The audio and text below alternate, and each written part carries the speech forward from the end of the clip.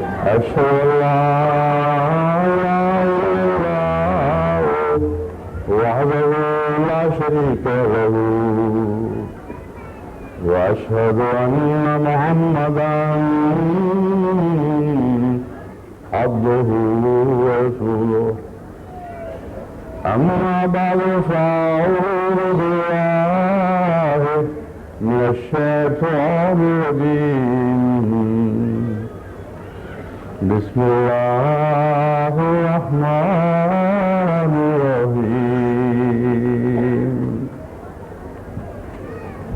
الحمد لله رب العالمين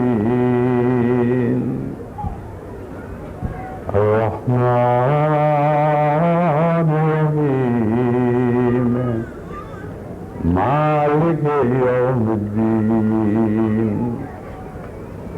إياك نعبد وإياك نستعين اهدنا الصراط المستقيم صراط الذين أنعمت عليهم غير المغضوب عليهم ولا الضالين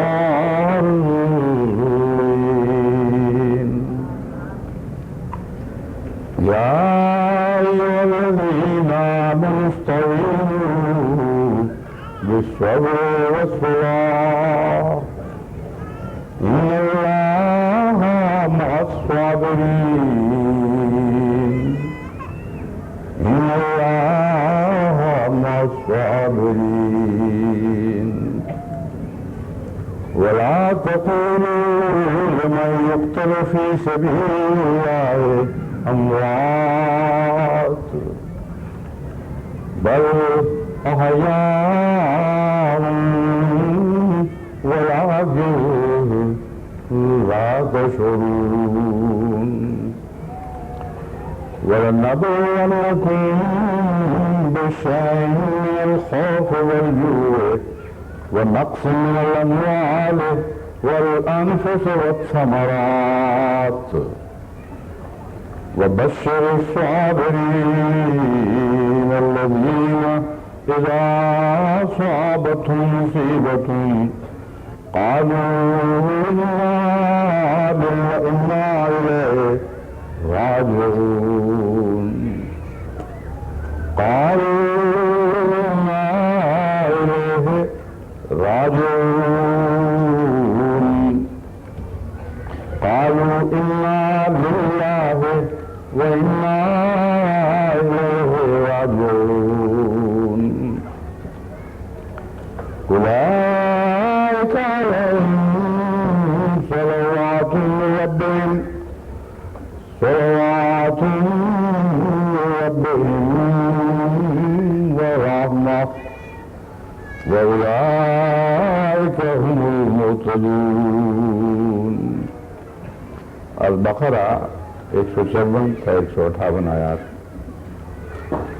یونی آیات میں سے کچھ آیات ہیں جن کی آپ کے سامنے اس سے پہلے تلاوت کی گئی، کیونکہ میرے مضمون کا عنوان یہی آیات ہیں، اس لیے ان میں سے وہ درمیانی حصہ جو بطور خاص اس مضمون سے تعلق رکھتا ہے میں نے بھی آپ کے سامنے دوبارہ پڑھا ہے. اس کا ترجمہ یہ ہے کہ اے وہ لوگ جو ایمان لائے ہو، اللہ تعالیٰ سے صبر اور نماز کے ذریعے مدد مانگو.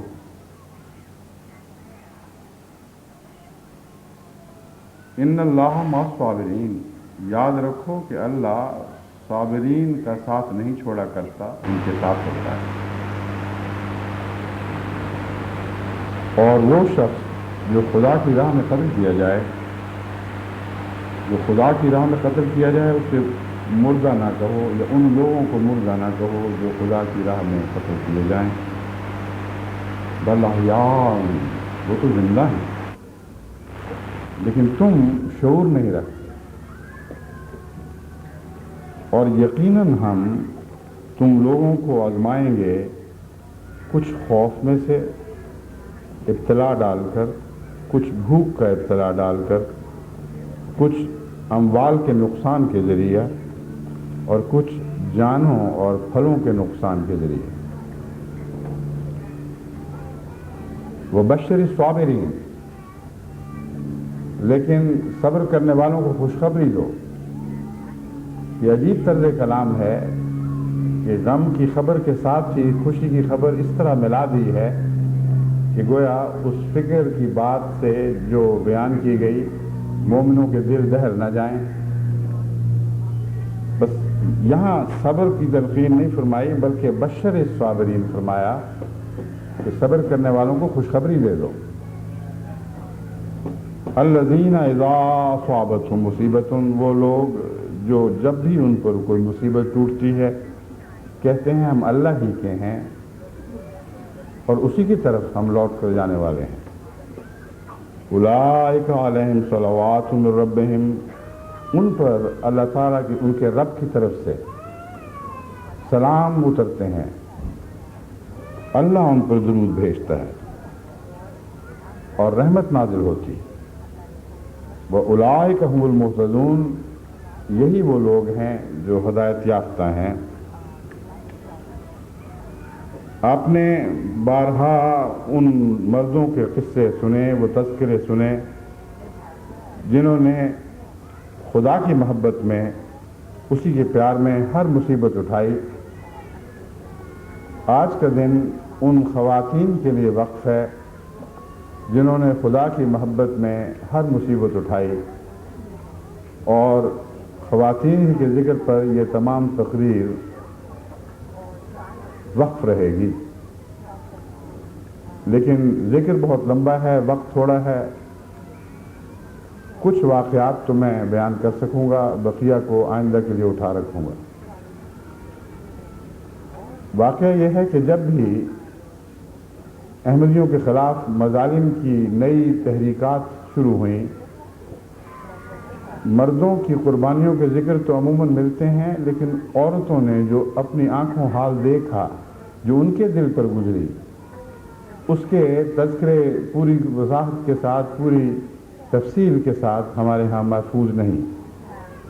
چنانچہ میں نے صدر صاحب لجنہ اماء اللہ پاکستان سے درخواست کی کہ وہ خصوصیت سے سن 74 کے واقعات سے متعلق ان خواتین سے پوچھیں جو خدا کے فضل سے آج بھی زندہ موجود ہیں، جن کے گھروں پر یہ مظالم کی داستانیں گزری ہیں، جنہوں نے اپنی آنکھوں سے اپنے خامدوں، اپنے بھائیوں، اپنے بچوں کو شہید ہوتے دیکھا، جن کے گھر جلائے گئے، جن کے سروں سے چادریں اتار دی گئی، جو خاک آلودہ گھروں کو یا خاکستر گھروں کو کہنا چاہیے چھوڑ کر بغیر کسی سر و سامان کے، یہاں تک کہ بغیر جوتیوں کے پیدل گھروں سے نکلیں، ان کے دلوں پر کیا گزر رہی تھی، اور ان پر ایمان کی کیسی کیسی آزمائشیں آئیں اور کس طرح وہ ثابت قدم رہیں۔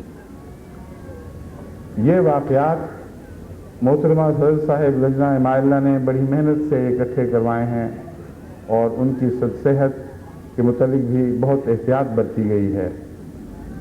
کچھ خواتین باہر چلی گئی ہیں، ان کے متعلق ان لوگوں نے بیان کیا ہے جو وہاں موجود ہیں، مگر انشاءاللہ تعالی اللہ کے فضل کے ساتھ جو بھی زندہ ہیں انشاءاللہ ان سب کے واقعات خود ان کے قلم سے محفوظ کیے جائیں گے۔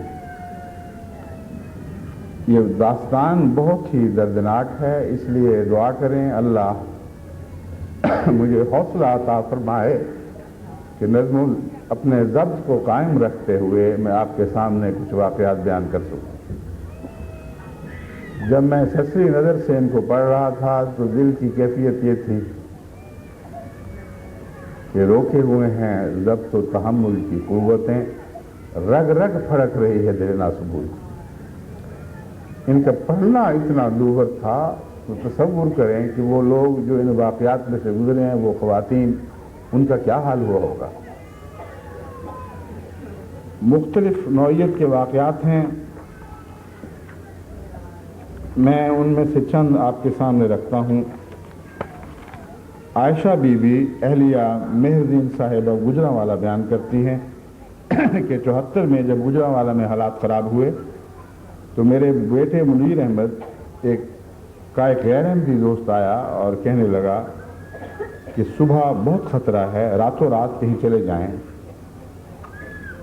میرے بیٹے نے کہا ہمیں کہیں جانے کی اجازت نہیں ہے، ہم یہیں رہیں گے۔ میرے بیٹے بشیر نے مجھے اور میری بیٹی جمیلہ کو اپنے دوست کے گھر بھجوا دیا۔ بیان کرتی ہیں کہ میں نے عام حالات میں اپنے بیٹوں کو آنکھوں سے اوجھل نہیں ہونے دیا، لیکن اس دن بیٹوں کو اس قدر خطرناک حالات میں بے فکری سے چھوڑ کر چلی گئی، اس بات سے بے خبر کہ نہ جانے بیٹوں کے ساتھ کیا ہوگا۔ یہ اللہ ہی کا فضل تھا کہ اس نے مجھے حوصلہ عطا فرمایا۔ صبح جلوس نے حملہ کر دیا۔ میرے بیٹے تمام دروازوں کو مقفل کر کے چھت کے اوپر چلے گئے جہاں پہلے بھی 5 آدمی موجود تھے۔ ہجوم نے ان پر پتھراؤ کیا، بچے چھت پر ادھر ادھر بھاگتے اپنے بچاؤ کی کوشش کرتے رہے، لیکن کوئی بچنے کی صورت نہیں تھی۔ بارش کی طرح پتھر ہر طرف سے برس رہے تھے۔ جو قریب کے اونچے کوٹھے تھے وہاں سے بھی پتھراؤ ہو رہا تھا۔ وہ پچھلی گلی میں اترے تاکہ وہاں سے باہر نکل جائیں، لیکن وہاں بھی ہجوم تھا۔ انہوں نے نیچے اترتے ہی ان پر حملہ کر دیا اور ڈنڈوں اور پتھروں سے مار مار کر میرے دونوں بیٹوں کو شہید کر دیا اور انہیں اینٹوں اور پتھروں کے ڈھیروں کے نیچے دبا دیا۔ اس موقع پر میرے بیٹے منیر احمد اور بشیر احمد کے علاوہ سعید احمد، منظور احمد، محمود احمد اور احمد علی قریشی بھی وہیں شہید ہوئے۔ سبھی کو ڈنڈوں اور پتھروں سے مار مار کر شہید کیا گیا، اور اس طرح خدمت اسلام کے ایک نئے نمونے دنیا میں پیش کیے گئے۔ جن لوگوں کو یہ انبیاء کہتے ہیں، ان بے حیاؤں نے ان کی سنت پر نظر نہ ڈالی بلکہ ان ظالموں کی سنت کو اختیار کر لیا جو انبیاء کے ساتھ یہی سلوک کیا کرتے تھے۔ آپ بیان کرتی ہیں کہ اس قیامت کے گزرنے کا علم جب مجھے ہوا تو کچھ دیر کے لیے ضبط کے سارے بندھن ٹوٹ گئے، لیکن گھر والوں نے رونے نہ دیا کہ ہمارے رونے کی آواز باہر نکلے گی۔ حالت ناقابل بیان تھی۔ اس وقت تو مجھے کچھ علم نہ تھا کہ میرے بیٹوں نے کیسے جان دی اور ان پر کیا گزری۔ بعد میں معلوم ہوا کہ بڑے ظالمانہ اور صفانہ طریق سے انہیں مارا گیا۔ ہمارا ہنستا بستا گھر اجڑ چکا تھا۔ بڑا کڑا امتحان تھا۔ دل و دماغ میں غموں کا ایک طوفان تھا۔ آنسو زار قطار بہہ رہے تھے، لیکن اونچی آواز سے کچھ کہنے سننے کی اجازت نہیں تھی۔ کہتی ہیں بعد میں حالات تبدیل ہوئے تو اس گھر میں رہنے کو دل نہ چاہتا تھا، لیکن مجبوری حالات ہمیں پھر اسی ویرانے میں لے آئی۔ پہلے ہی بہت غمزدہ تھے، دوسرا اہل محلہ نے ہمارا بائیکاٹ کر دیا۔ یہ ان کی تعزیت تھی۔ دکانداروں نے سودا سلف دینا بند کر دیا۔ تمام اشیاء بہت دور سے جا کر لاتے۔ اہل محلہ ہمیں دیکھ کر رستہ بدل لیتے۔ ان حالات سے ہمیں اور بھی اذیت پہنچتی، لیکن ہم نے صبر کا دامن نہ چھوڑا۔ یہ تو ہم سے غیروں کا سلوک تھا، لیکن اپنے عزیز رشتہ دار جو غیر احمدی تھے انہوں نے بھی قطع تعلق کر لیے اور بار بار ہمیں یہی پیغام بھیجتے رہے کہ مذہب چھوڑ دو، اسی کی وجہ سے تمہاری ساری بربادی ہے۔ لیکن ہم نے کہا کہ جو قربانیاں ہمارے پیاروں نے مذہب کی خاطر دی ہیں، ہم کسی قیمت بھی ان قربانیوں کو ضائع نہیں ہونے دیں گے۔ تمہارا بس چلے تو ہماری جانیں لے لو، تمہارا بس چلے تو دوبارہ ان گھروں کو ویران کر دو، مگر ہمارے دلوں کو ویران نہیں کر سکتے۔ ان میں جو ایمان بستا ہے وہ ہمیشہ زندہ رہے گا، اور اسی ایمان کی برکت تو ہم زندہ ہیں۔ یہ ایک احمدی خاتون کی داستان ہے جو اس کے دل پر بیتی، اس کے جسم پر گزری۔ اس نے اپنے بچوں کو دونوں جوان بیٹوں کو شہید ہوتے اس طرح دیکھا، اور اس طرح خدا تعالیٰ کے فضل سے اسی کی دی ہوئی توفیق سے صبر کی توفیق پائی۔ بس اللہ تعالیٰ جو فرماتا ہے کہ صبر کرو، مگر ساتھ ہی صبر کے ساتھ یہ ارشاد فرمایا وَاسْتَعِینُوا بِالصَّبْرِ وَالصَّلَاةِ، کہ صبر کی توفیق تمہیں نہیں مل سکتی جب تک اللہ سے مدد نہ مانگو۔ ان حالات میں صبر کرنا ناممکن دکھائی دیتا ہے۔ بس آئندہ بھی جب بھی خدا تعالیٰ جماعت کو آزمانا چاہے گا، ہماری دل کی آواز یہی ہوگی کہ راضی ہیں ہم اسی میں جس میں تیری رضا ہو، مگر راضی با رضا رہنے کے لیے بھی تو اللہ کی مدد کی ضرورت ہے۔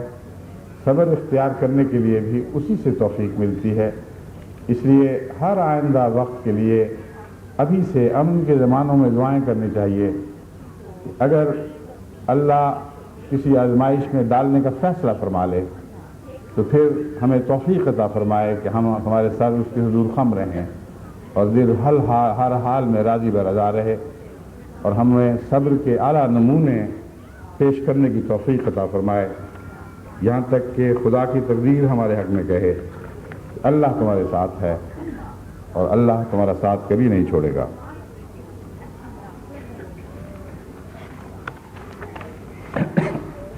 سید احمد علی صاحب کی بیٹی نفیسہ لکھتی ہیں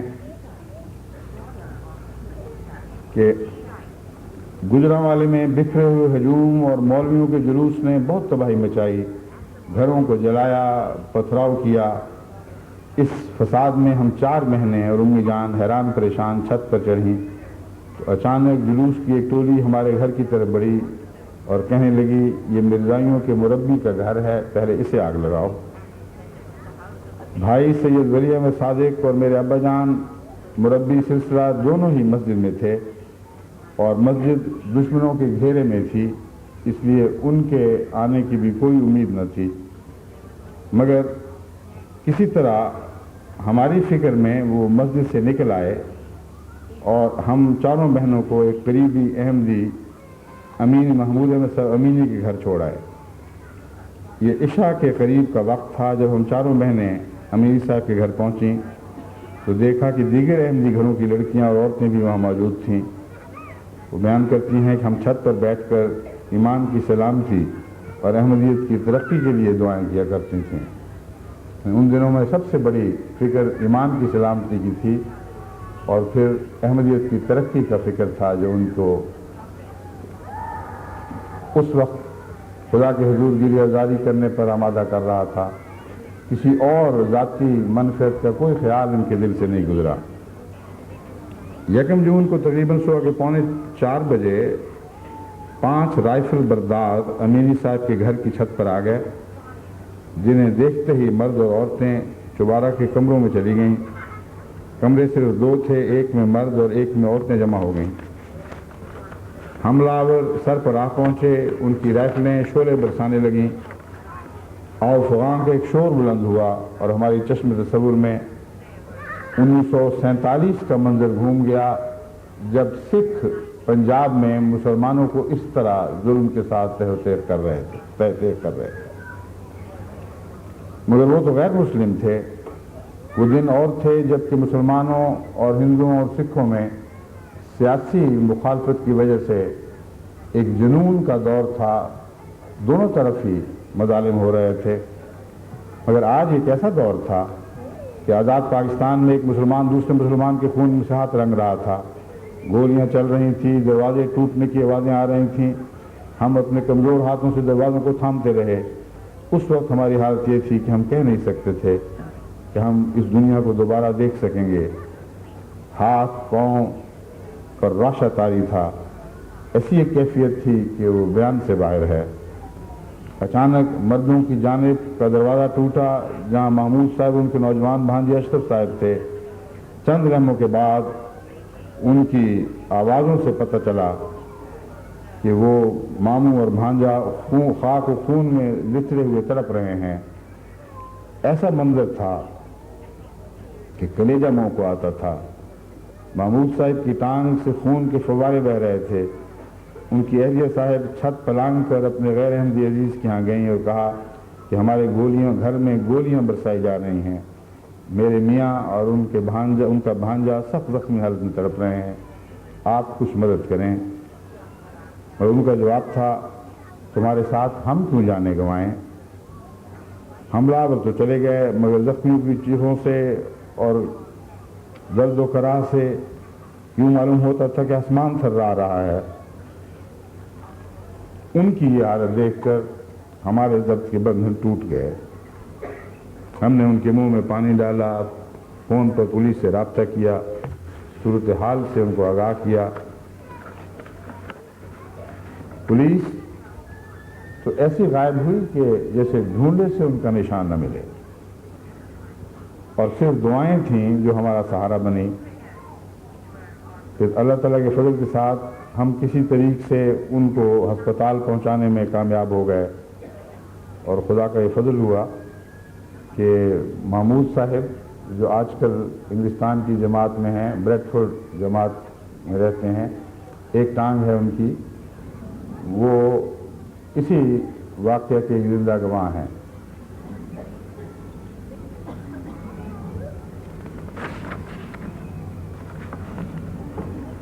حکیم نظام جان صاحب کے بچوں کے گھر کو جب آگ لگائی گئی تو سب اہل خانہ نچلی منزل پر تھے، یہ دوسری منزل پر چلے گئے۔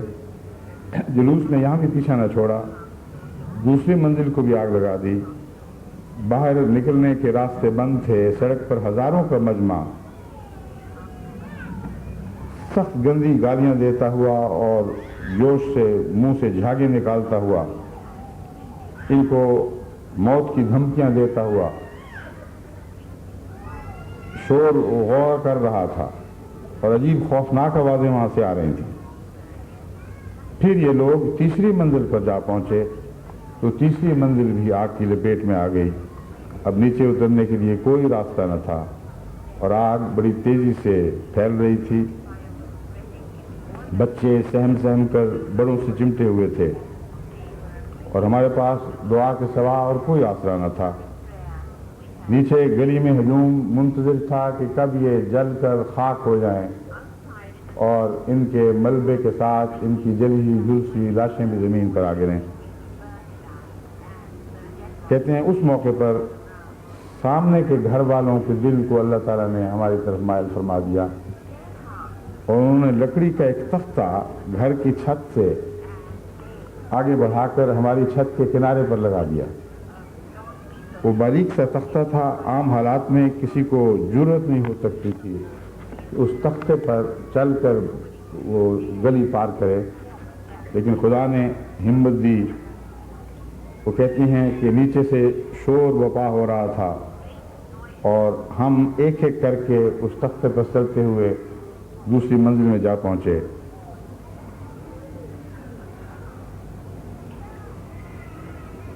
پھر وہ کہتی ہیں کہ نیچے بلوائیوں نے امی کو آواز دے کر کہا کہ کلمہ پڑھ لو، ابھی بھی وقت ہے۔ تو انہوں نے کہا لا الہ الا اللہ محمد رسول اللہ۔ انہوں نے کہا مرزین ہمارا کلمہ پڑھو۔ انہوں نے کہا ہمیں تو اپنا کلمہ آتا ہے، تمہارا کلمہ کچھ اور ہے تو ہمیں پتہ نہیں، ہم تو یہی کلمہ جانتی ہیں۔ پھر اس نے کہا کہ اچھا مرزا صاحب کو گالی دو۔ بہن نے جواب دیا تم ہماری جان لے لو، ہمارا ایمان نہیں چھین سکتے۔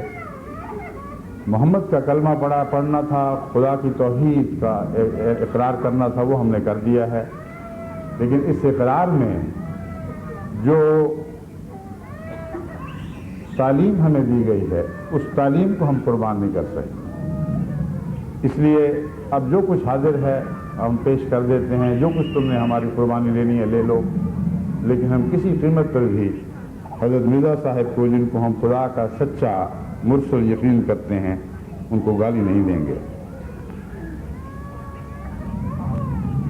یہ واقعہ جو ہے یہ اس چھت کا واقعہ نہیں ہے، بلکہ ایک اور واقعہ شروع ہو چکا ہے، اس لیے میں غلط فہمی دور کر دوں میں نے بھی جب پڑھا تو پہلے کے تسلسل میں پڑھا تھا، یوں معلوم ہوتا تھا جیسے نیچے سے کسی نے آواز دی ہے، لیکن وہ واقعہ وہاں ختم ہو گیا تھا۔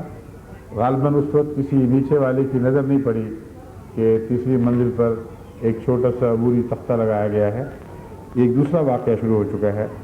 یہ مجمع کے گھیرے میں آئی ہوئی احمدی خواتین تھیں، وہ اپنی سرگزشت بتا رہی ہیں ہم پر کیا گزری۔ کہتے ہیں جب اس نے بہن نے یہ کہا کہ پھر جو کچھ کر سکتے ہو کر گزرو، مگر ہم حضرت مسیح موعود علیہ السلام کو گالی نہیں دیں گی۔ اس پر ایک غنڈے نے بہن کو تھپڑ مارا اور دوسرے نے ڈنڈے برسائے۔ اتنے میں ایک شخص نے کمانی دار چاقو پکڑا اور ابا جان کو کھینچ کر باہر لے جانے لگا اور کہنے لگا کہ یہی ان کا مربی ہے، پہلے اسے ختم کرو۔ بہن زخمی حالت میں بھاگ کر ساتھ والے مکان میں چلی گئیں، مگر وہاں کے خواتین نے یہ کہہ کر دھکے دے کر نکال دیا کہ اپنے ساتھ ہمیں بھی مرواؤ گی۔ پھر وہ ایک اور مکان میں گئیں، لیکن انہوں نے بھی پناہ دینے سے انکار کر دیا۔ اس پر میری بہن نے اس مکان سے چھت پھلانگ کر گلی پار کی، یعنی واپس اپنے مکان میں گئی ہیں اور 5 فٹ کا فاصلہ تھا چھت کا، دونوں چھتوں کے درمیان۔ تو عجیب خدا نے اس کو ہمت عطا فرمائی کہ وہ 5 فٹ کی چھلانگ لگا کر دوسرے مکان میں گئیں اور وہاں سے پھر دوسرا رستہ اختیار کر کے اس نے اپنی جان اور عزت بچائی۔ میرے ایک کلاس فیلو اور عزیز دوست تھے محمد افضل شہید، ان کی بیگم سعیدہ افضل آج کل کینیڈا میں ہیں۔ میں نے ہدایت کی تھی کہ براہ راست ان سے یہ واقعہ منگوائیں، کیونکہ لجنہ رضوہ کی طرف سے شرید کے طور پر یہ واقعہ آیا تھا۔ اب وہ واقعہ موصول ہو گیا ہے۔ وہ بیان کرتی ہیں کہ شہادت سے چند روز پہلے کی بات ہے کہ افضل شہید عشاء کی نماز پڑھ کر گھر واپس آئے تو میں بستر پر بیٹھی رو رہی تھی۔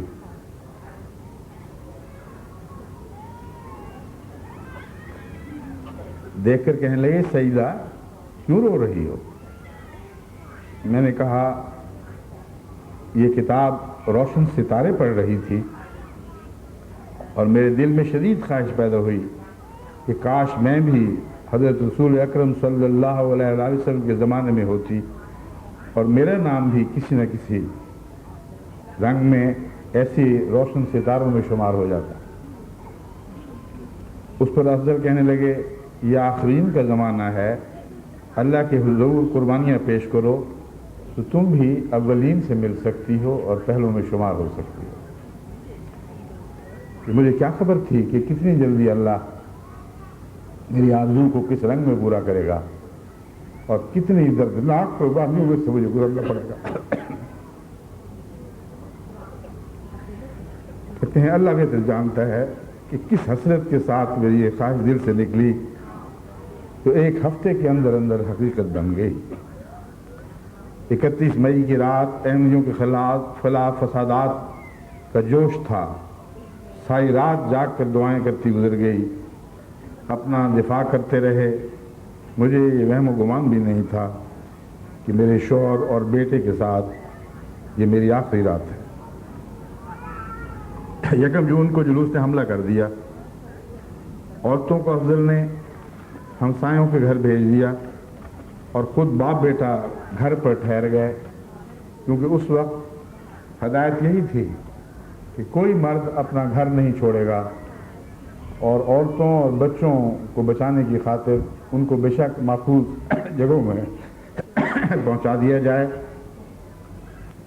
کہتے ہیں سارا دن شور بپا رہا اور حملہ ہوتا رہا، توڑ پھوڑ کی آوازیں آتی رہیں، مگر ہمیں کچھ پتہ نہ تھا کہ باپ بیٹے پر کیا گزری اور ظالموں نے ان کے ساتھ کیا سلوک کیا۔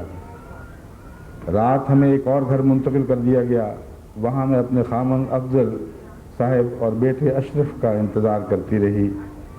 رات 11 بجے مجھے بتایا گیا کہ دونوں باپ بیٹا شہید ہو گئے ہیں۔ بعد میں معلوم ہوا کہ انہیں بڑے دردناک طریقے سے مارا گیا تھا۔ چھرے मारे गए, अंतड़ियां बाहर निकलाईं, फिर ईंटों से सर कूटे गए और इस तरह पहले बेटे को बाप के सामने मारा गया।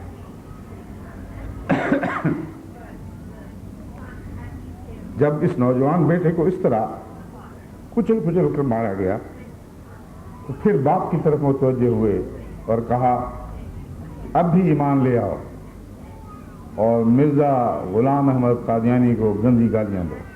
ये ईमान है लोगों।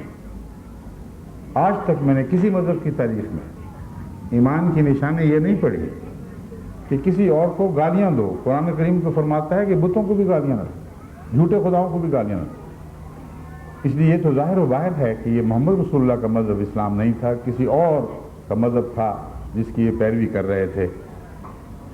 अफजल ने ये जवाब दिया और ये जवाब एक गैर अहमदी की तरफ से हमें पहले पहुंचा था, जिसने जो मौके का गवाह था और वो वाक़या देखकर दिमागी अपने हवास खो बैठा था।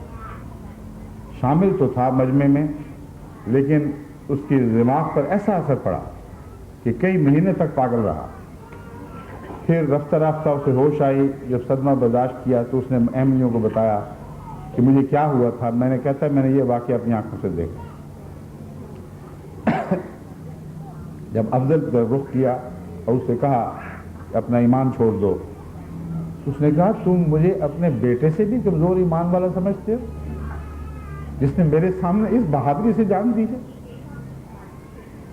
जब आखिर वक्त तक सिसकते हुए वो पानी मांग रहा था तो घर पर जो इमारत के लिए रेत पड़ी थी वो उसके मुंह में डाली गई और बाप ने ये नज़ारा देखा।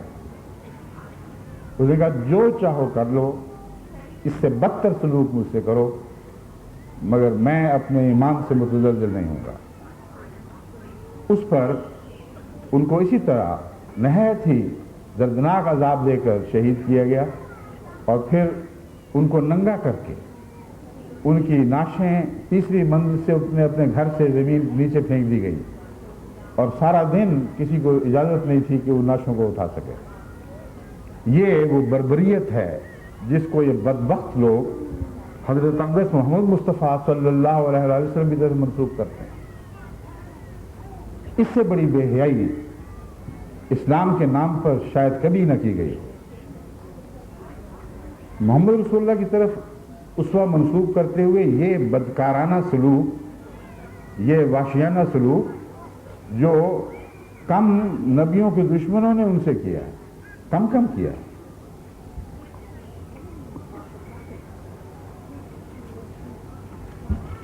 देखते हैं लोग उन पर पत्थर बरसाते रहे, लाशें घसीटते फिरते थे। ये लोग इस्लाम के परस्तार थे।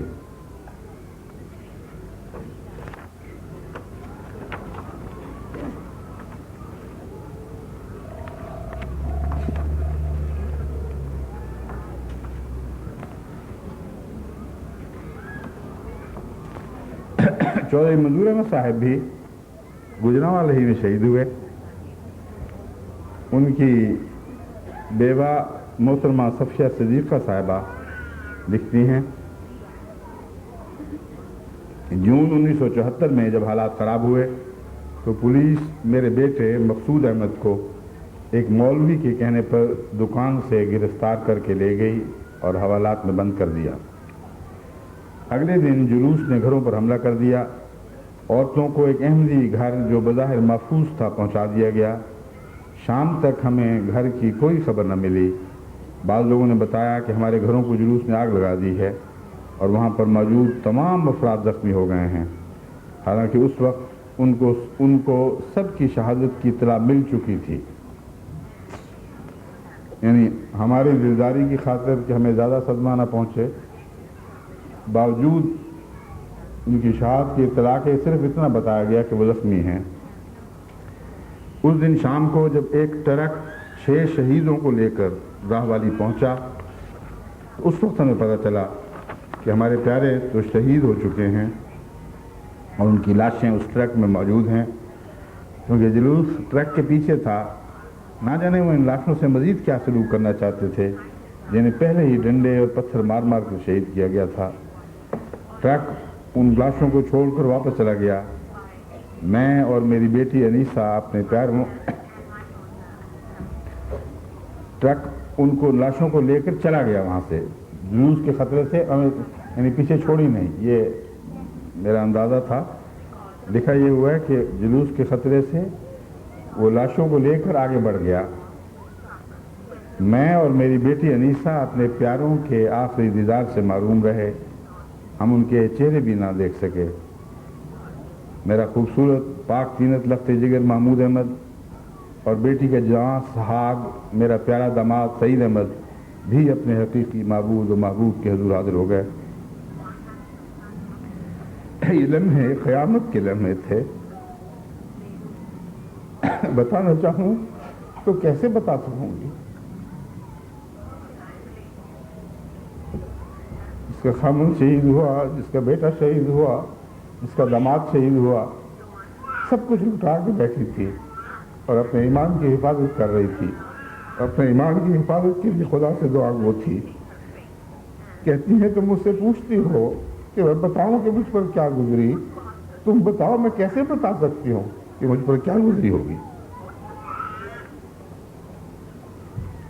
ये तीन तो अल्लाह को प्यारे हो गए। छोटा बेटा शदीद जख्मी था, बड़ा बेटा हवालात में बंद था। उसे कुछ मालूम न था कि उसका बाप, छोटा भाई, बहनोई तो शहीद हो चुके हैं, उनकी माँ बहन न जाने किस हाल में है। ये अल्लाह ही था जिसने हमें सब्र की तौफीक अता फरमाई।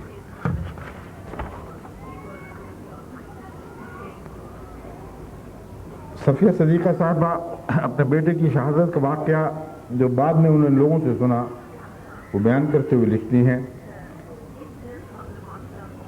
1 जून को जो जुलूस सिविल लाइन से हमारे घरों और मस्जिदों पर हमला आवर था, उसके साथ जो पुलिस थी उसका एक सिपाही राहवाली का रहने वाला था। उसने बताया कि मैं बहुत सी जाए हादसात पर गया हूँ। मैंने ज़ाती मफाद की खातिर और 10-10 रुपए की खातिर एक दूसरे की जान लेते हुए सड़क पर नशे, गफलत और लापरवाही के नतीजे में गाड़ियाँ चलाने वालों को भी मारते और मरते देखा है। लेकिन 1 जून को सिविल लाइन में एक घर की छत पर जो मार्का गुजरा वो आज से 14 साल पहले इस्लाम की तारीख में गुजरा था और इस अरसे में शायद दुनिया ने कभी ऐसा वाक़या नहीं देखा।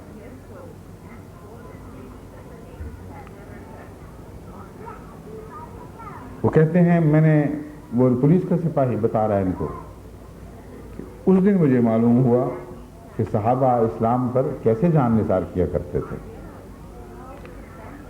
उसने कहा मैं उस लड़के को कभी भुला नहीं सकूंगा जिसकी उम्र में मुश्किल 17-18 बरस होगी।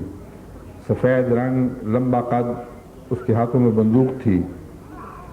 हमारे एक साथी ने जाते ही उसके हाथ पर डंडा मारा और बंदूक छीन ली। जुलूस उस लड़के पर तशद्दुद कर रहा था। जुलूस में से किसी ने कहा मुसलमान हो जाओ और कलमा पढ़ो, तो उसने कहा ला इलाहा इल्लल्लाह मुहम्मदुर रसूलुल्लाह और मैं सच्चा अहमदी हूँ, मुसलमान हूँ। जुलूस में से किसी ने कहा कि मिर्ज़ा को गालियाँ दो। उस लड़के ने अपने सर पर हाथ मारते हुए कहा कि ये काम मैं कभी नहीं करूँगा और उनकी एक न सुनी। उसने कहा तुम मुझे इस हस्ती को गालियाँ देने के बारे में कह रहे हो जो उस जान से भी प्यारा है, जो इस जान से भी प्यारा है। और साथ ही उसने मसीह माऊद जिंदाबाद और अहमदियत जिंदाबाद का नारा लगाया। नारा लगाने की देर थी कि जुलूस ने उस लड़के को छत पर से उठाकर नीचे फेंक दिया। ईंटों और पत्थरों की बारिश शुरू हो गई। मजीद छत पर बने पर्दों की जालियां तोड़कर उस पर फेंकी और इस लड़के ने मेरे सामने अपने मजहब पर और सदाकत पर जान निसार कर दी। ये वाक़या है जो उस पुलिस वाले ने अपनी आंखों से देखा और उसने गवाही दी कि मैं यकीन करता हूँ कि मोहम्मद रसूलुल्लाह के ज़माने के बाद बीच का ज़माना ऐसी मिसालों से खाली होगा। कहता है आज मुझे पता लगा कि हुजूर के सहाबा किस तरह दीन की खातिर अपनी जानें फ़िदा किया करते थे।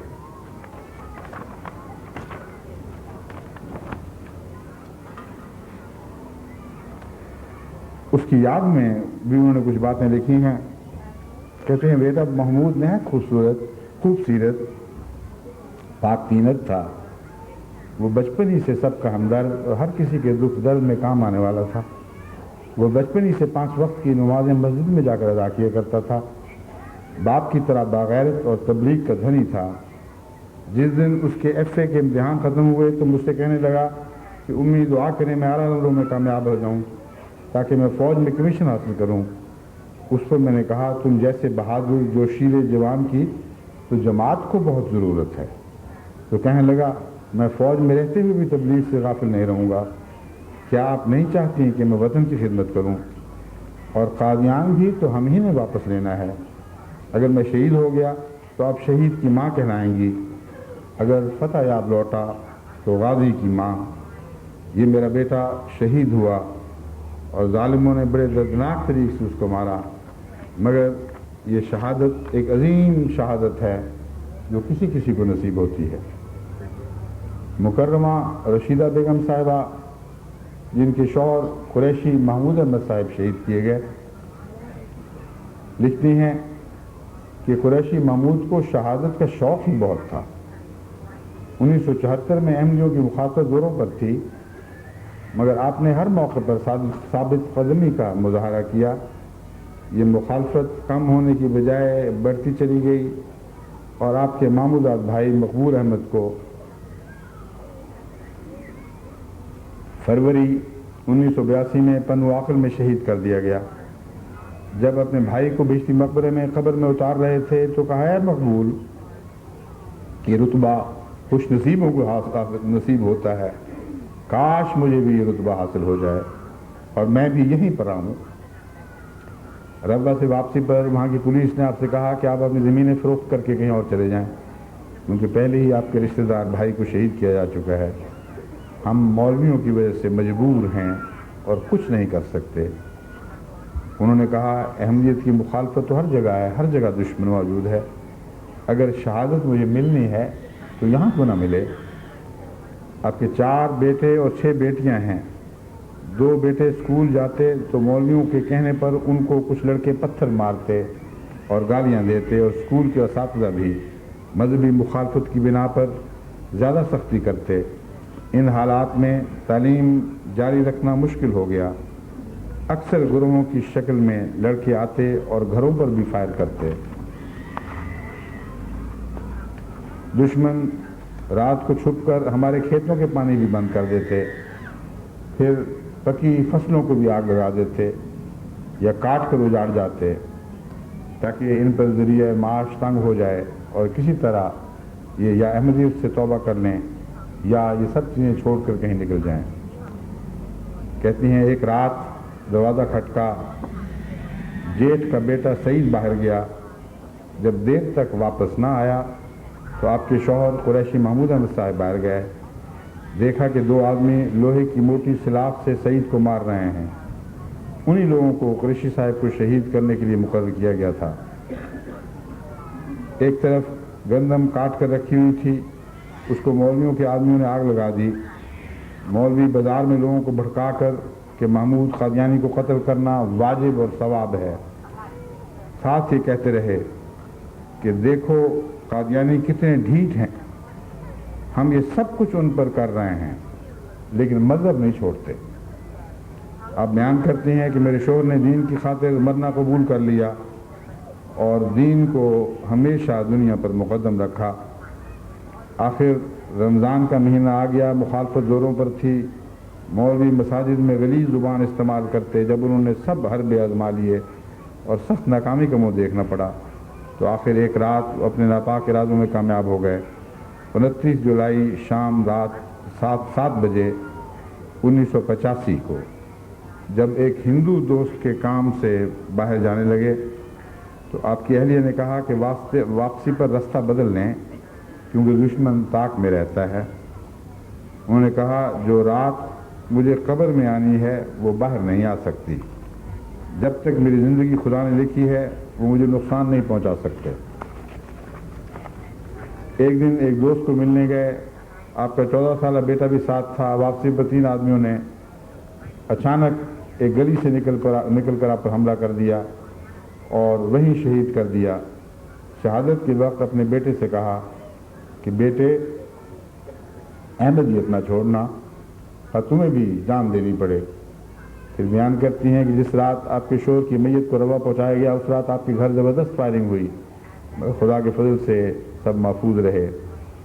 آپ بتاتی ہیں کہ بچیوں کا سر فخر سے بلند رہتا ہے کہ ہمارے والد نے شہادت کا رتبہ حاصل کر دیا، اور کہتی ہیں کہ موت تو ایک اٹل حقیقت ہے، کسی اور طریق سے بھی تو آ سکتی تھی۔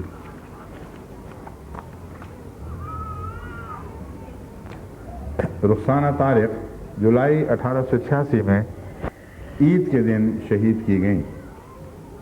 رخسانہ کے والد بتاتے ہیں کہ شادی سے چند روز قبل اس نے خواب دیکھی کہ میں اپنے کمرے میں بیٹھی ہوں اور حضور انور تشریف لائے ہیں اور کمرے کے باہر کی طرف کھڑکی کے راستے میرے سر پر ہاتھ پھیرا ہے جیسے بزرگ بچوں سے پیار کرتے ہیں۔ یہ خواب بیان کر کے وہ بہت خوش ہوئی۔ ایک عجیب بات ہے کہ میں ایک عجیب بات جو میں نے رخسانہ میں دیکھی، وہ شادی کے چند دن بعد ہی اپنا جہیز بانٹنے لگی۔ مجھ سے اجازت لے کر سارا سامان غریب لڑکیوں میں تقسیم کر دیا۔ پوچھنے پر کہنے لگی کہ میں نے اپنی امی جان سے کہا تھا کہ مجھے صرف 2 چرپائی وغیرہ دے دیں، زندگی ایسی ہی فانی ہے، اس کا کیا بھروسہ ہے، جتنی بھی غریبوں کی خدمت کر لوں مجھے راحت نصیب ہوتی ہے۔ طارق بتاتے ہیں کہ غریبوں کی خدمت کر کے اس کے چہرے پر اتنی خوشی ہوتی تھی جیسے سورج نکل آیا ہو۔ جولائی 86 میں عید ہی کا دن تھا۔ رخسانہ نے عید پر جانے کا ارادہ ظاہر کیا۔ طارق کے بڑے بھائی نے مخالفت کی اور ڈانٹ کر منع کر دیا۔ وہ طارق سے کہنے لگی ہم ربوہ چلے جاتے ہیں، وہاں اپنا گھر بنا لیتے ہیں۔ پھر وہ پرانے کپڑوں میں ہی عید کی نماز پر چلی گئی، حالانکہ شادی کے بعد یہ اس کی پہلی عید تھی۔ عید کی نماز میں وہ بہت روئی اور گھر واپس آتے ہوئے بہت خوش تھی۔ سب کے لیے ناشتہ تیار کیا۔ ان کے خاوند بتاتے ہیں کہ میں حیران تھا کہ آج اتنی خوش کیوں ہے۔ وہ گھر میں سب کو خوشی سے ملی، ہمیں کیا معلوم تھا کہ اس کے آخری لمحات ہیں۔ طارق کا بڑا بھائی آیا اور آتے ہی رخسانہ پر گولیوں کی بارش برسا دی۔ طارق کہتے ہیں کہ مجھے اکثر کہا کرتی تھی کہ جب میں اللہ کو پیاری ہو جاؤں تو مجھے پہاڑوں کے دامن میں دفن کرنا۔ وہ ربہ ہی کے پہاڑ تھے جہاں ملا کے وہ دفن کی گئی۔ مقبول شہید صاحب کی بیگم صاحبہ بیان کرتی ہیں کہ میرے شوہر مقبول احمد نے 1967 میں بیعت کی تھی۔ احمدیت قبول کرنے کے بعد مولوی آپ کو بہت تنگ کیا کرتے تھے، دھمکیاں دیتے، رات کو گھر میں پتھراؤ کرتے، دروازے کھٹکھٹاتے۔ آپ کا لکڑی کا آرا تھا۔ ایک دن ایک نقاب پوش شخص لکڑی خریدنے کے بہانے آیا اور خنجر نکال کر آپ پر پے بپے وار کیے اور وہیں شہید کر دیا۔ شوہر کی شہادت کے بعد سسرال والوں نے کہا جو غیر احمدی تھے کہ احمدیت چھوڑ دو تو ہم تمہیں پناہ دیں گے۔ دشمن بھی دھمکیاں دیتے رہے کہ احمدیت چھوڑ دو اور ہمارے ساتھ مل جاؤ، ہم تمہیں سینے سے لگا لیں گے، لیکن میں نے ان سب باتوں کو حقارت سے رد کر دیا اور ان سے کہا کہ جو کچھ کر سکتے ہو کر گزرو، کسی قیمت پر بھی میں احمدیت کی خاطر احمدیت کو نہیں چھوڑوں گی جس کی خاطر میرے شوہر کو آپ نے شہید کیا ہے، اور اس نے بڑی خوشی سے یہ قربانی دی تھی۔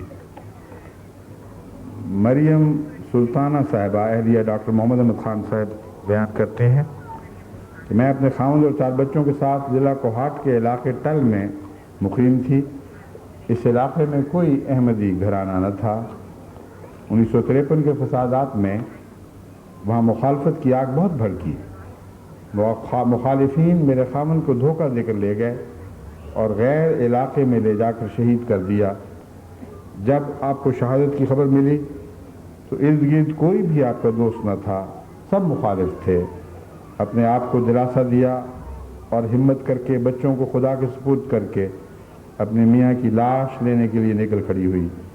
جس قسم کے حالات تھے لاش کا ملنا ممکن نظر نہ آتا تھا۔ آپ لاش تلاش کرتی پھرتی تھیں اور شہر کے لوگ ان میرے شوہر کہتے ہیں میں لاش تلاش کرتی پھرتی تھی اور شہر کے لوگ میرے شوہر کے قتل پر خوشیاں منا رہے تھے۔ میں نے صبر کا دامن ہاتھ سے نہ چھوڑا، کوئی میرے غم میں شریک نہ تھا۔ آخر انہوں نے لاش حاصل کر لی اور ٹرک کا انتظام کیا۔ بڑی بہادر خاتون تھیں، خود اکیلے ہی یہ سارے کام کیے، پھر ٹرک کا انتظام کیا، اس میں لاش رکھ کر چاروں بچوں کو لے کر ربوہ روانہ ہو گئیں۔ کہتی ہیں میں آہوں اور سسکیوں میں زیر لب دعائیں کرتی رہی۔ آپ کے شوہر کی دکان بھی لوٹ لی گئی، قاتل وہاں دندناتا پھرتا تھا لیکن کوئی اسے پکڑنے والا نہ تھا۔ لیکن خدا کی پکڑ سخت ہوتی ہے، یہ پاگل ہو گیا اور دیوانگی کی حالت میں گلیوں میں نیم برہنہ پھرتا رہا اور کچھ عرصے نظر آنے کے بعد کہیں ہمیشہ کے لیے گم ہو گیا۔ وہ شخص جو مریض دکھانے کے بہانے ڈاکٹر کو بلانے آیا تھا، اس کا سب سامان لٹ گیا، گھر اجڑ گیا، سب صدمے برداشت کرنے پڑے، یک کے بعد دیگرے 3 بھائی مرے اور باپ بھی مر گیا اور وہ تنہا رہ گیا، یہاں تک کہ پھر آخر اسے بھی خدا کے حضور حاضر ہونا پڑا۔ یہ واقعات بتا رہے ہیں کہ میں نے نظر رکھی تھی کہ ان لوگوں سے کیا خدا کی تقدیر کرتی ہے، تو یہ میں نے دیکھا ہے کہ اللہ تعالیٰ کی پکڑ ضرور آتی ہے، خواہ ہم اس کا تتبع کریں اور ان واقعات کو محفوظ کریں یا نہ کریں۔ یہ بات درست ہے، کیونکہ جب میں وقف جدید میں تھا تو میں نے بطور خاص اس کام پر کچھ خدام کی ڈیوٹی لگائی تھی، کچھ اپنے مولدین وقف جدید کی، کہ وہ ایک ایک گھر جائیں جہاں مصیبتیں ٹوٹی تھیں اور ان کے حالات کا جائزہ لیں اور گواہیوں کے ساتھ قلم بند کریں کہ اللہ تعالیٰ نے پھر ان سے کیا سلوک فرمایا، اور ان ظالموں کا بھی پتہ کریں اور ان کا ریکارڈ رکھیں جنہوں نے احمدیوں کے ساتھ یہ ظالمانہ سلوک کیے تھے اور پھر ان سے خدا کا سلوک کیا ہوا۔ تو واقعات وہاں کہیں میرے دفتر میں ابھی بھی محفوظ پڑے ہوں گے، لیکن حیرت انگیز خدا تعالیٰ کے 2 طرح کے نشانات میرے سامنے آئے۔ ایک حسن و جمال کے نشانات جو مظلوم احمدیوں کے حق میں بعد میں ظاہر ہوئے اور اس کثرت سے ظاہر ہوئے کہ عقل دنگ رہ جاتی ہے، اور ایک اس کی جلالی شان کے نشانات تھے، اور کس طرح خدا نے ان ظالموں کو ایک ایک کو پکڑا اور ان کو سزائیں دیں۔ بس یہ جو دوسرا پہلو ہے اس کی طرف بھی جماعت کو توجہ کرنی چاہیے۔ یہ جتنے حالات میں بیان کر رہا ہوں ان کو بھی زیر نظر رکھیں، اور جو بکثرت اور ہیں جو بیان میں احاطہ تحریر میں نہیں آ سکتے ان کو بھی زیر نظر رکھیں اور باقاعدہ تحقیق کے ذریعے معلوم کریں کہ اللہ تعالیٰ نے اس اپنی راہ میں شہید ہونے والے یا دوسرے مظلومین کے ساتھ کیا سلوک فرمایا اور ان کے دشمنوں سے پھر کیا سلوک فرمایا۔ ڈاکٹر منور احمد صاحب شہید سکرنڈ کی اہلیہ بیان کرتی ہیں، ڈاکٹر صاحب کی شہادت سے قبل انہوں نے خواب دیکھا کہ میری سونے کی چوڑیوں میں سے ایک چوڑی ٹوٹ کر گر گئی ہے اور ساتھ ہی بہت بڑا ہجوم ہے اور عورتیں باری باری میرے گلے لگ کر رو رہی ہیں اور میں سمجھ نہ سکی کہ وہ کیوں رو رہی ہیں۔ صبح اٹھ کر پریشان رہی، صدقہ بھی دیا، مگر یوں محسوس ہوا کہ جسم سے جان نکل گئی۔ ڈاکٹر صاحب کو خواب سنائی تو کہنے لگے اللہ پر بھروسہ رکھو، جو رات قبر میں آنی ہے وہ باہر نہیں آئے گی۔ بہت بہادر انسان تھے اور کہا کرتے تھے کہ شہادت کسی ہی کو نصیب ہوتی ہے، یہ نصیبوں والوں کا حصہ ہے، کاش یہ رتبہ مجھے نصیب ہو۔ سکنن کے حالات زیادہ خراب ہوئے تو مجھے کہنے لگے کہ ربا چلی جاؤ، مگر میں نہ مانی اور کہا کہ چھوڑ کر نہیں جاؤں گی۔ جب شہادت کا دن آیا تو کلینک میں 2 آدمی آئے اور گولیاں برسا کر آپ کو وہیں شہید کر دیا۔ بیان کرتی ہیں کہ شدید گرمی میں 2:45 بجے کے قریب تینوں بچے سوئے ہوئے تھے کہ اچانک اٹھ کر چیخیں مارنے لگے۔ میں پہلے ہی بے چین تھی کہ اتنے میں کمپاؤنڈر روتا ہوا آیا اور بتایا کہ ڈاکٹر صاحب کو کسی نے گولی مار دی ہے. بہت ہجوم اکٹھا ہو گیا. ایک غم کا پہاڑ تھا جو مجھ پر ٹوٹ پڑا. بڑی تکلیف میں یہ دن کٹے. بچے کہتے کہ ابو کس نے گولی ماری, کیوں ماری, میں ان کو گولی مار دوں گا. ایک بچہ کہتا کہ وہاں اور لوگ بھی تو تھے, انہوں نے ہمارے ابا ہی کو کیوں مارا. میں انہیں سمجھاتی رہی کہ ان کو شہادت کا شوق تھا, تو وہ شوق پورا ہوا اور شہادت نصیب ہوئی. مکرمہ ثریا صاحبہ بیان کرتی ہیں کہ گجرانوالے میں علی پور میں رہتے تھے. 74 کے ہنگاموں میں جب وہاں پر جلوس آیا تو ایک رات 5-6 آدمی ہمارے گھر آ گئے. میری تائی جان نے ان سے کہا کہ تم کیا چاہتے ہو؟ تو انہوں نے جواب دیا کہ تمہارے گھروں کو اور تم لوگوں کو جلانا چاہتے ہیں. اس پر میری تائی جان نے کہا بے شک ہمارے گھروں کو جلا دو, لیکن ہمیں یہاں سے نکل جانے دو. اتنے میں میرے بہنوئی عنایت محمد بھی آ گئے. انہوں نے میرے بہنوئی اور میرے والد غلام قادر کو پکڑ لیا. میرے سامنے ان کو زبردستی گھسیٹتے ہوئے باہر لے گئے. اکیلی عورت تھی, بے بس تھی, کچھ نہ کر سکتی تھی.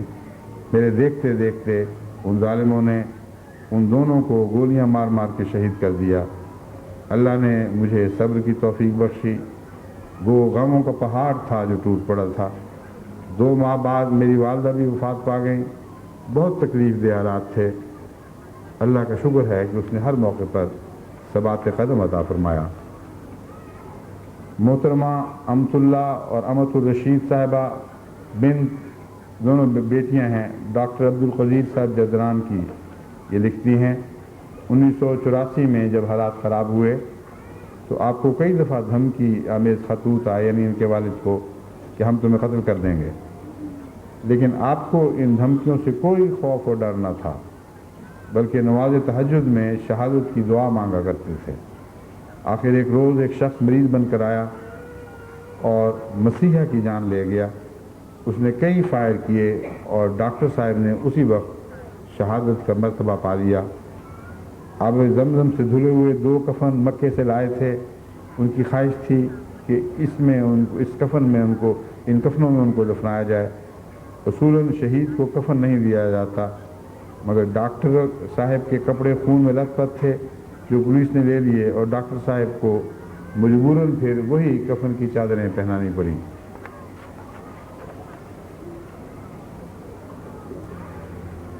امت الحفیظ شوکت صاحبہ ڈاکٹر انعام الرحمان صاحب انور شہید کی اہلیہ لکھتی ہیں جب ایک دن لوگوں نے آپ کو حالات خراب ہونے اور اس کے نتیجے میں خطرات سے آگاہ کیا تو آپ نے یہ کہہ کر علاقہ چھوڑنے سے انکار کر دیا کہ پھر تو یہ علاقہ احمدیت سے خالی ہو جائے گا.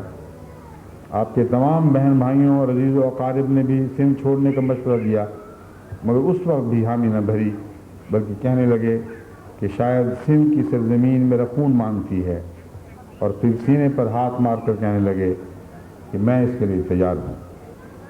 ڈاکٹر صاحب مجھے کہا کرتے تھے اللہ تعالیٰ نے مجھے آپ جیسی دردمند, محبت کرنے والی, دین کی راہوں پر قدم مارنے والی ساتھی عطا کر دی ہے. آخری دن جب ہم دونوں بازار گئے ہوئے تھے تو ایک دکان پر مجھے انتظار کرنے کے لیے کہا اور ساتھ ہی ایک سٹول لا کر دیا کہ آپ یہاں بیٹھیں. یہ گوارا نہ تھا کہ میں کھڑی ہو کر بے آرامی میں انتظار کروں. ساتھ ہی گوشت کی دکان تھی. ڈاکٹر صاحب گوشت لے کر پیسے نکالنے لگے تو پیچھے سے اچانک دشمنوں نے حملہ کر دیا اور موقع ہی پر آپ کو شہید کر دیا. آپ کی لاش خون میں لت پت تھی. آپ نے اپنے خون میں انگلیاں ڈبو کر لا الہ الا اللہ لکھا اور اس حالت میں جان دے دی. ان کی شہادت کا منظر بڑا دردناک تھا.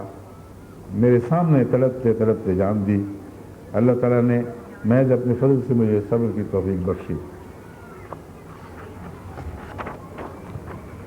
عائشہ بی بی صاحبہ اہلیہ میں مہر صاحب اب گجرانوالہ لکھتی ہیں کہ 74 میں جب گجرانوالہ میں حالات خراب ہوئے تو میرے بیٹے منیر احمد کا ایک غیر احمدی دوست آیا اور کہنے لگا صبح بہت خطرہ ہے, راتوں کو کہیں چلتے ہیں. لیکن یہ تو وہی واقعہ ہے جو میں پہلے بیان کر چکا ہوں.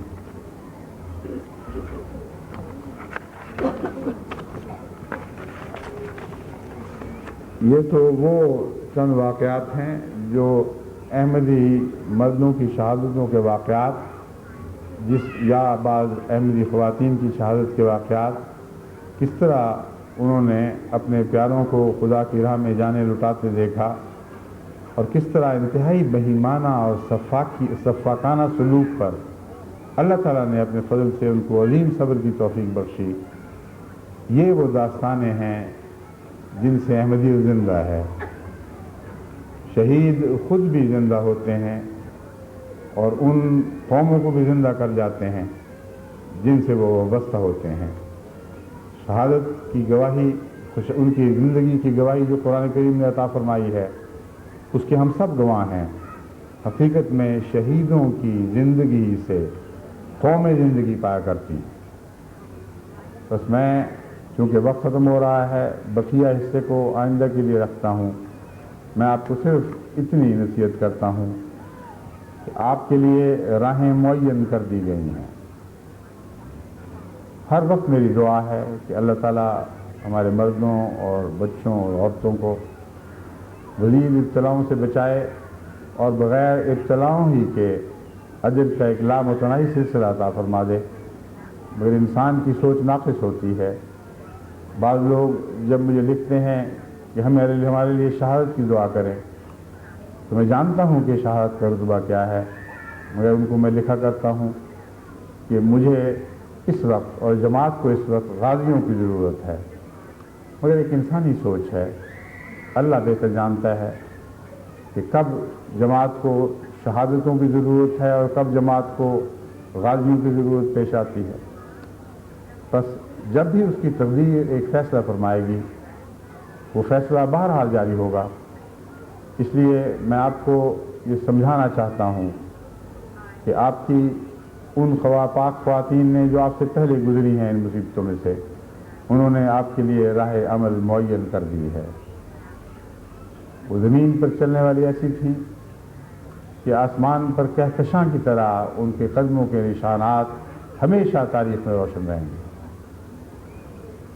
اگر ایسے واقعات پھر رونما ہوں، جیسا کہ آج پاکستان کا ملا شدید طیش کھا کر غیظ و غضب کا شکار ہو کر دوبارہ ایسے ہی حالات پاکستان پر وارد کرنے کی کوشش کر رہا ہے، تو میری نصیحت یہ ہے کہ دنیا چند روزہ ہے، جو کچھ بھی ہو جائے، اپنے ایمان کو سلامت رکھتے ہوئے خدا کے حضور حاضر ہوں اور یاد رکھیں کہ آپ جو شہید کا مرتبہ پانے والے ہیں اب کبھی مر نہیں سکتے۔ آسمان کا خدا گواہ ہے کہ آپ ہمیشہ کے لیے زندہ ہیں، اور آپ ہی کی زندگی سے آپ کے بعد پیچھے رہنے والی قومیں زندہ رہیں گی اور اسی کا فیض پاتی رہیں گی۔ اللہ تعالیٰ ہمیشہ یہ توفیق عطا فرماتا رہے۔ اس ضمن میں آخری نصیحت یہ کرتا ہوں کہ آج جو تبلیغ کا دور ہے، اس میں جیسا کہ حیرت انگیز طور پر احمدی خواتین قربانیاں پیش کر رہی ہیں، اس راہ میں قدم آگے بڑھاتی رہیں، کیونکہ وہ لوگ جو داعی اللہ ہوتے ہیں ان کی غیر معمولی حفاظت آسمان سے اترتی ہے، حفاظت کے سامان آسمان سے اترتے ہیں، اور یہ وہ موقع ہے جس کے متعلق میں جانتا ہوں کہ داعین اللہ کے لیے اللہ تعالیٰ کی قدرت غیر معمولی طور پر حفاظت کے سامان کرتی ہے۔ پہلے بھی ہوتے رہے ہیں، آئندہ بھی ہوتے رہیں گے، لیکن بعض دفعہ دعوت اللہ کی راہ میں بھی شہادت واقع ہو جاتی ہے۔ اس کے نتیجے میں دعوت اللہ سے نہیں رکنا۔ ہم یعنی احمدیت آج ایک ایسے عظیم دور میں داخل ہو چکی ہے جہاں سارے پیمانے تبدیل کر دیے گئے ہیں۔ وہ ممالک جو 20 سال میں بھی چند 100 یا 1000 باتوں سے زیادہ نہیں کروا سکتے تھے، ان کے بیتوں کے پیمانے تبدیل کیے جا چکے ہیں۔ حیرت انگیز طور پر خدا تعالیٰ جماعت کی طرف ان لوگوں کے رجحان کر رہا ہے جن لوگوں کو پہلے جماعت سے نفرت تھی، اور اللہ تعالیٰ کے فضل کے ساتھ اس سلسلے میں MTA کو بھی عظیم خدمت کی توفیق مل رہی ہے۔ بس میں یقین رکھتا ہوں کہ اگر آپ دعوت اللہ کے کام میں مسلسل آگے بڑھتی رہیں گی جیسا کہ اب بڑھ رہی ہیں، تو انشاءاللہ تعالیٰ اللہ آپ کی حفاظت بھی فرمائے گا. اور میری دعا یہ ہے کہ اللہ تعالیٰ ان زندوں کو بھی شہادت کے رتبے عطا فرمائے جو خدا کی راہ میں اپنی جان کو ہتھیلی میں ڈال کر خدا کی خاطر خطروں کا مقابلہ کرتے ہوئے آگے نکل کھڑی ہوں. کیونکہ خدا کے ہاں یہ نہ صرف یہ کہ ناممکن نہیں بلکہ قرآن سے قطعی ثبوت اس بات کا موجود ہے کہ زندوں کو بھی شہید کہا گیا ہے. وہ لوگ جو ہمہ وقت شہادت کے لیے حاضر رہتے ہیں، جو خدمت کے لیے تیار رہتے ہیں اور خدا کی تقدیر پر چھوڑ دیتے ہیں کہ جو کچھ ان سے ہو وہ اس پر راضی رہیں گے، وہ زندہ بھی رہیں تبھی موت بھی وفات پائیں تو ان کو شہید ہی کہا جاتا ہے. تمام انبیاء کو انہی معنوں میں شہید کہا گیا ہے اور حضرت افضل محمد مصطفیٰ صلی اللہ علیہ وآلہ وسلم کو سب شہیدوں کا سردار قرار دیا گیا ہے. بس جہاں تک شہادت کا شوق ہے وہ تو خدا چاہے تو کئی رستوں سے عطا کر سکتا ہے. راہ عمل میں قدم نہ روکیں، مسلسل آگے بڑھتی رہیں. میں آپ کو بتا رہا ہوں کہ حال ہی میں لجنہ اعمال اللہ کی طرف سے مختلف ملکوں سے جو تبلیغ کے واقعات مل رہے ہیں وہ ایسے حیرت انگیز ہیں کہ بعض ملکوں میں کبھی مردوں نے اتنی بیعتیں نہیں کروائی تھیں جتنی پہلے وقتوں میں، جتنی اب احمدی خواتین بیعتیں کروا رہی ہیں.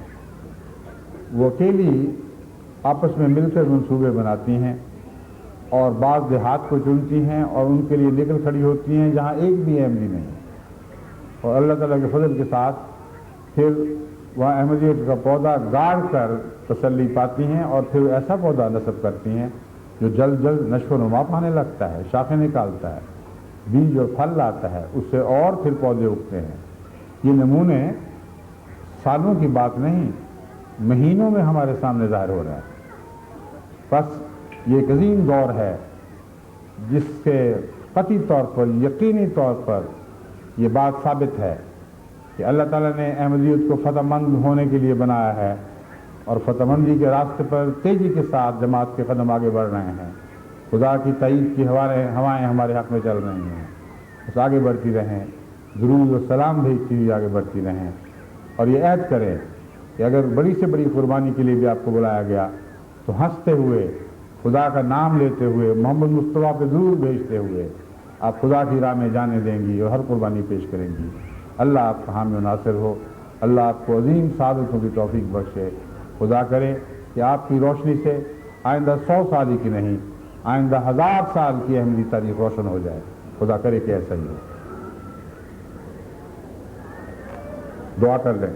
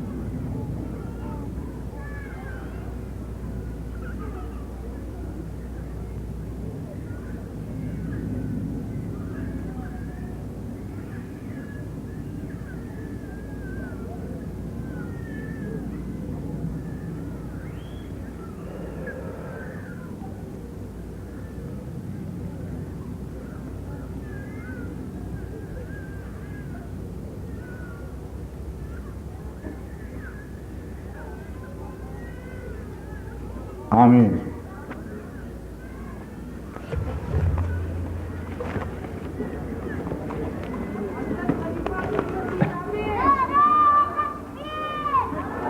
السلام علیکم ورحمۃ اللہ.